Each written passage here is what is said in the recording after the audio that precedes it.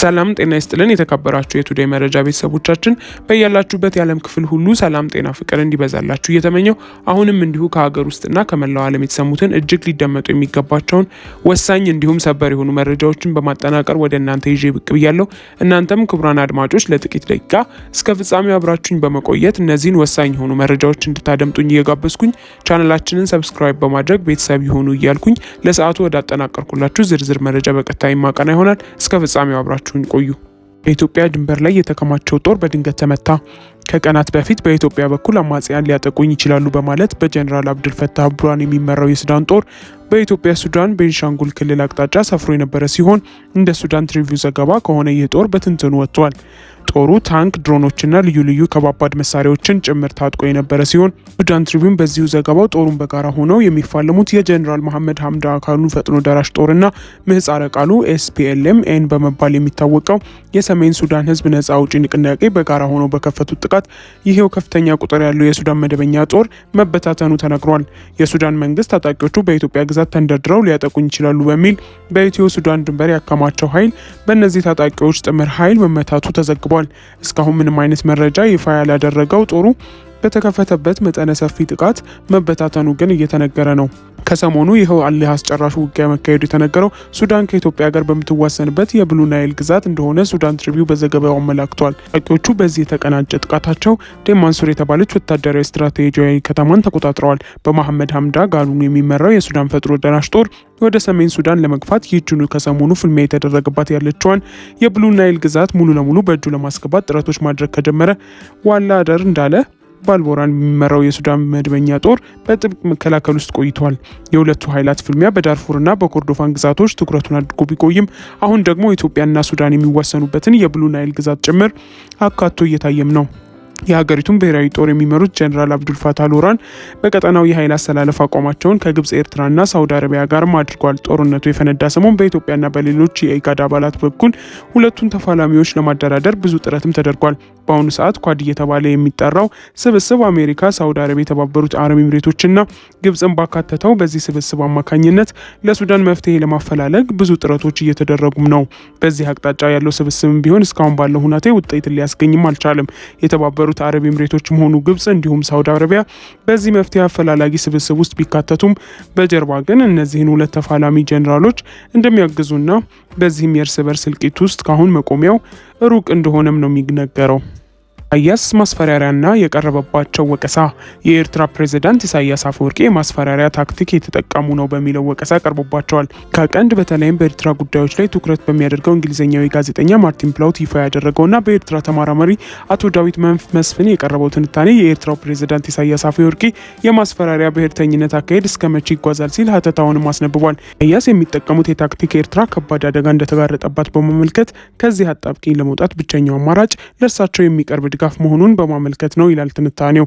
ኢሳያስስ ፓራኖይ ናሽናሊዝም በሚል ርዕስ የቀረበው ትንታኔ ከኤርትራ የሀገር ምስረታ ጀምሮ ፕሬዝዳንቱ በስልጣን ላይ በቆዩባቸው ከ30 ዓመታት በላይ እየተጠቀሙት የሚገኘው ታክቲክ ይህ ነው ተብሏል። ትንታኔው ኢሳያስ ከባድ አደጋ ተጋርጦብናል በሚል ህዝቡን እያሰጉና እያስፈራሩ የሚያደርጉት የስልጣን የመቆያ ታክቲክ መንግስታዊ አስተዳደራዊ መልክ ይዟልም ይላል። ኤርትራ ምንም አይነት የኢኮኖሚ ብሎም የፖለቲካ ቅርስ የላትም የሚለው ይህ ትንታኔ ኢሳያስ ማስፈራሪያቸውን የኢኮኖሚ እንዲሁም ሌሎች ጥያቄዎች ሲነሱባቸው ጠበቅ አድርገው እየተጠቀሙትም የሚገኘው ፖለቲካዊ ማስፈራሪያ ነውም ይላል። ተጠያቂነት የሚባል ቃል በኢሳያስ መዝገበ ቃላት ውስጥ አይገኝም የሚለው ይኸው ትንታኔ ኢሳያስ ምንጊዜም ጥፋታቸውን በሌሎች ላይ በመቀሰር ጥፋተኞች ናቸው ሲሉም የሚሰሙት ሌሎችን ነው በሚል የወቀሰ ሲሆን የመሰረተ ልማት ጥያቄዎች ሲነሱ የፕሬዝዳንቱ ምላሽ ማስፈራሪያ ነው ይላል። ይህ የማስፈራሪያ አካሄድ ፕሬዝዳንቱን አይነኬና ከኤርትራ እንደ ሀገር መቆም መጓዝ ጋር በማያያዝ የማቅረብ አባዜ መኖሩን በማንሳት ፕሬዝዳንቱ ላይ ክስ የሚያቀርበው ትንታኔም ከባድ አደጋ ተደቁብናል በሚል ተቃዋሚዎቻቸውን ለመሳብ ሲሞክሩ የቆዩበት ታክቲክ ነውም ይላል። በሌላ በኩል ከኤርትራ ለሀገር የመመስረት ጀምሮ በስልጣን ላይ ያለው የፕሬዝዳንት ኢሳያስ አፈወርቂ መንግስት ባለፉት 32 ዓመታት ሀገር አቀፍ ምርጫ አድርጎ አያውቅም። ኤርትራ ውስጥ ህግ አውጪ፣ ህግ አስፈጻሚና ህግ ተርጓሚ የሚባሉ የመንግስት መዋቅሮች በቅጡ ያልተዋቀሩ የማይሰሩ ሲሆን የሀገሪቱ መንግስትም በከፍተኛ ሰብአዊ መብት ጥሰቶች ይወቀሳል። የኤርትራ መንግስት ተቃዋሚዎች፣ ጋዜጠኞችና ሃይማኖት መሪዎችን ያለ ክስ ለረጅም ዓመታት በማሰር በተባበሩት መንግስታት ድርጅት ተቋማት ክስ ይቀርብበታል። ሀገሪቱ ዜጎች ገደብ የሌለው የግዳጅ ወታደራዊ አገልግሎት እንዲሰጡ የሚደረጉ ሲሆን በዓለም አቀፍ ሰማያዊ መብት ጥሰት የሚያቆሰቅሳት ዋነኛው ጉዳይም ይህ ነው። አውስትራሊያ ዜጎቿ ወደ ትግራይ እንዳይጓዙ አሳሰበች።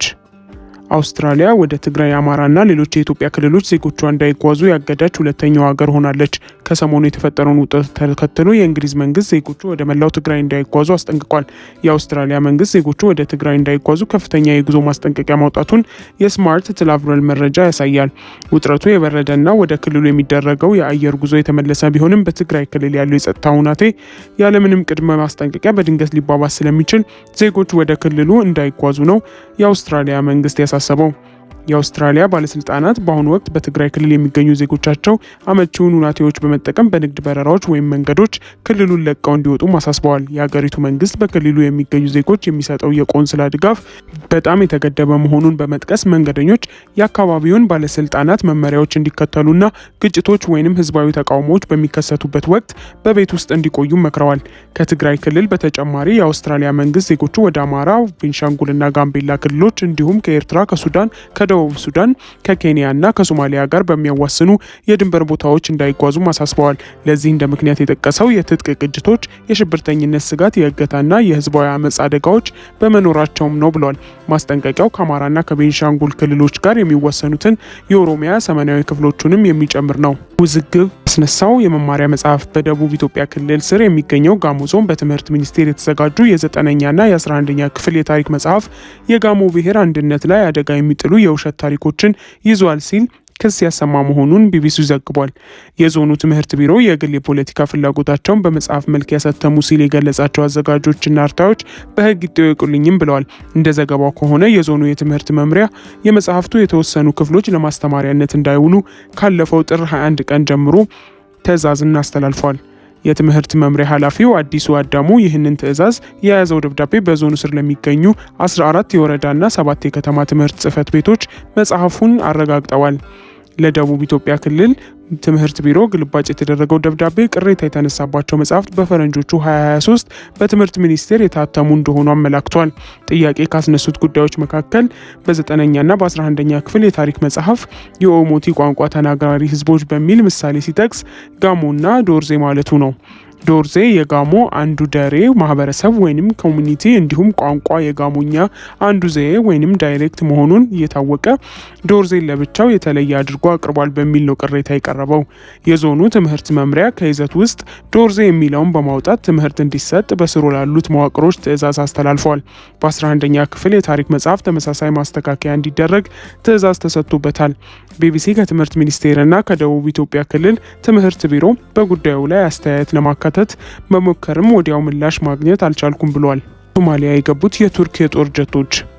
ቱርክ ወደ ሶማሊያ የላከቻቸው አደገኛ ጀቶች ቁጥር እየጨመረ ነው። የአራተኛው ትውልድ ተዋጊ አሜሪካ ሰራሹን F-16 በሞቃዲሾ አየር ማረፊያ ሲያንዣብብ ታይቷል። እስካሁን በትንሹ 3 የጦር ጀቶች ለሶማሊያ ጦር ድጋፍ ለማድረግ በሚል ከቱርክ ወደ ሶማሊያ ገብተዋል። ቱርክ በሶማሊያ ያላትን የነዳጅ ማውጣት እንቅስቃሴና የትግበራ ደህንነት ለማስጠበቅ ከሶማሊያ ጋር ባቹን የመከላከያ ስምምነት ለማጠናከር በሚል ጀቶቹን ወደ ሶማሊያ እንዳስገባች እየተነገረ ነው። የአንካራ የእንቅስቃሴ ከእስራኤል ሶማሌላንድ እውቅና ጋር እያያዛልም እየተባለ ነው። የመጀመሪያው F-16 የጦር ጀት በሶማሊያ ሰማይ የታየው በሳምንቱ ሮብ ዕለት ሲሆን አሁንም ሞቃዲሾ ያረፉት ጀቶች ብዛት በትንሹ 3 መድረሱን ፎርቤስ ዘግቧል። ቱርክ እንደ ራዳር ጭምር የሚያገለግለውን ይህንን ዘመናዊ ጀት ወደ ሶማሊያ የላከችው በሶማሊያ የባህር ጠረፍ የነዳጅ ማውጣት ስራዋን ከመጀመሯ ከ1 ወር በፊት ነው። ሶማሊያ የቱርክን በዓለም ትልቁን የጦር ሰፈር የምታስተናግድ ሀገር መሆኑ ይታወቃል። ለዚህ የጦር ጀት ሲባል በሞቃዲሾ አየር ማረፊያ የተነጠለ መሰረተ ልማት መከናወኑም ዘገባ አመላክቷል።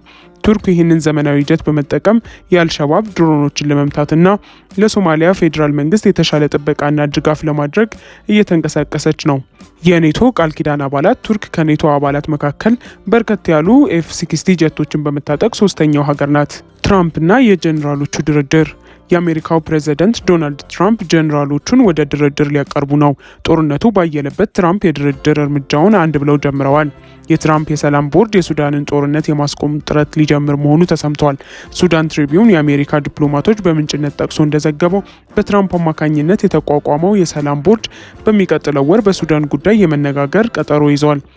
በቀጠሮ መሰረት ቦርዱ በሱዳን የተካሄደ ያለውን ጦርነት ለማስቆም የሚያስችሉ እንቅስቃሴዎችን የሚያደርግ ሲሆን የፖለቲካና የደህንነት ማሻሻያዎችን እስከ መተግበር ድረስ ይደርሳል ተብሏል።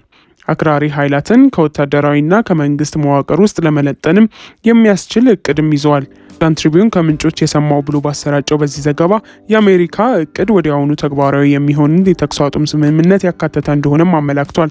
በቀጣይነት ለሱዳን ድጋፍ የሚያስገኝ ዓለም አቀፍ የሰብአዊነት ኮንፈረንስም ይካሄዳል ተብሏል።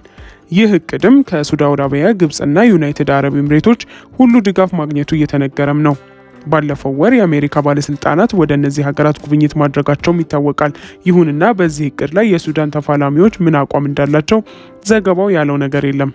የሰላም ቦርዱ በፕሬዝዳንት ትራምፕ የተመሰረተው በጃንዋሪ 15 ሲሆን በዓለም ኢኮኖሚ ፎረም ላይ የቦርዱ ቀዳሚ ዓላማ የጋዛን ቀውስ መፍታትና መልሶ መገንባትን መሆኑ ይታወቃል። ነገር ግን በመመስረቻ ቻርተሩ ላይ ግጭት ባለባቸው የዓለም ክፍሎች ሰላምና መልካም አስተዳደርን የመፍጠር ጥረት ያደርጋል በሚል ዝርዝር ሀሳብ ሰፍሮም ነበረ።